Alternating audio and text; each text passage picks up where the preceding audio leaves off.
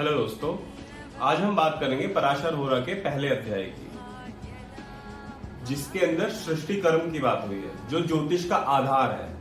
आइए समझते हैं सरलतापूर्ण कि इस अध्याय में क्या लिखा हुआ है।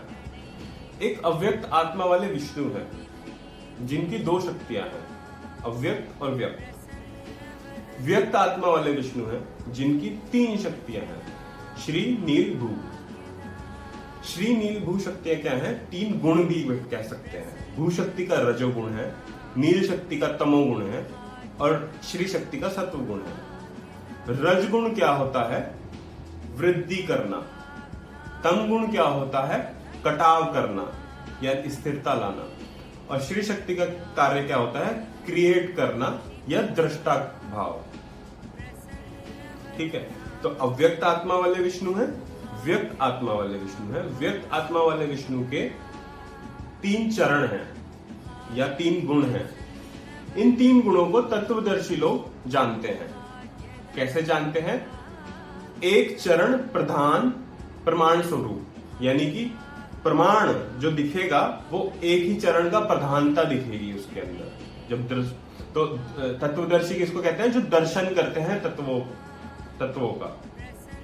तत्वों की भी हम बात करेंगे। ठीक है, अब देखिए चार लेयर समझिए आप। सृष्टि की चार लेयर है जो पहले अध्याय में बताई गई है। पहली लेयर क्या है? कारण शरीर, भगवान का कारण शरीर, हमारा नहीं। कारण क्या है? अव्यक्त आत्मा वाले विष्णु, जिनको वासुदेव भी कहते हैं। कारण, फिर उनसे निकले व्यक्त आत्मा वाले विष्णु, उनको भी वासुदेव कहते हैं। उनसे निकले तीन शक्तियां, क्या? अनिरुद्ध श्री शक्ति से, संकर्षण नील शक्ति से और प्रद्युम्न भू शक्ति से। ठीक है, दो लेयर क्लियर हो गई। कारण शरीर अव्यक्त आत्मा वाले विष्णु, व्यक्त आत्मा वाले विष्णु, तीन शक्ति वाले, श्री शक्ति, नील शक्ति, भू शक्ति। इसको अति सूक्ष्म भी कहते हैं। श्री शक्ति, नील शक्ति, भू शक्ति जो व्यक्त का पहला लेयर है, अति सूक्ष्म।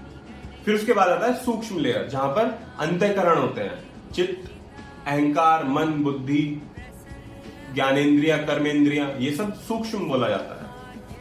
ठीक है, अब जो प्रद्युम्न है अति सूक्ष्म पर, उन्होंने सूक्ष्म पर क्या किया?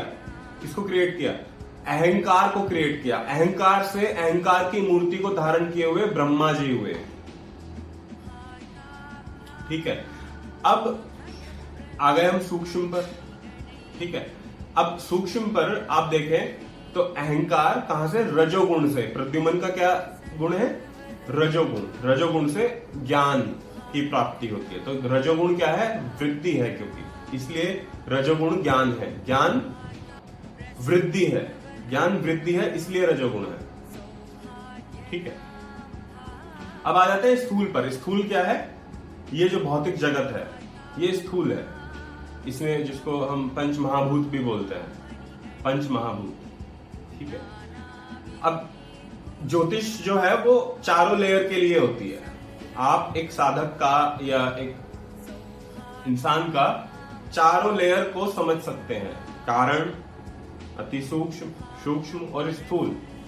यूजुअली हम बात करते हैं स्थूल की, है ना, लेकिन ज्योतिष जो है वो सूक्ष्म के लिए भी बनी है, अति सूक्ष्म को देखने के लिए भी बनी है। जैसे D60 चार्ट अति सूक्ष्म का होता है, तो हम बाद में बात करेंगे।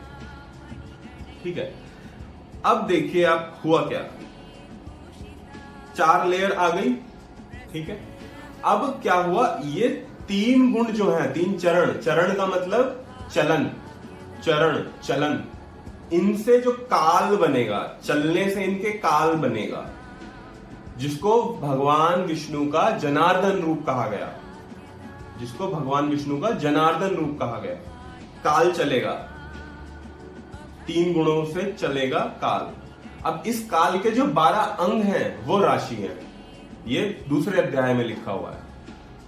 ठीक है, तीन गुणों का जो चलन है, नील श्री भू, तीन गुण है, रज तम सत्व, तीन गुणों का चलन जो है, उससे जो काल है, उसको जनार्दन रूप है, वो विष्णु भगवान का जनार्दन रूप है। उसके जो 12 अंग हैं वो राशियां हैं। ठीक है, राशियां हैं। अब ग्रह क्या है? सूर्य भगवान है उस अंतरिक्ष के अंदर, राशियों के अंदर सूर्य भगवान है, उनसे सारे ग्रहों की शक्तियां होती है, जिसको सूर्य काल पुरुष बोला गया है। ठीक है, तो अगर इंसान के पॉइंट ऑफ व्यू से समझे तो इंसान के जो अंदर की शक्तियां हैं वो ग्रह की शक्तियां हैं, और जो बाहर का एनवायरमेंट है वो भाव है उसके, या राशियां हैं। 12 भाव हैं, बाहर 12 तरह का हमें एनवायरमेंट मिलेगा।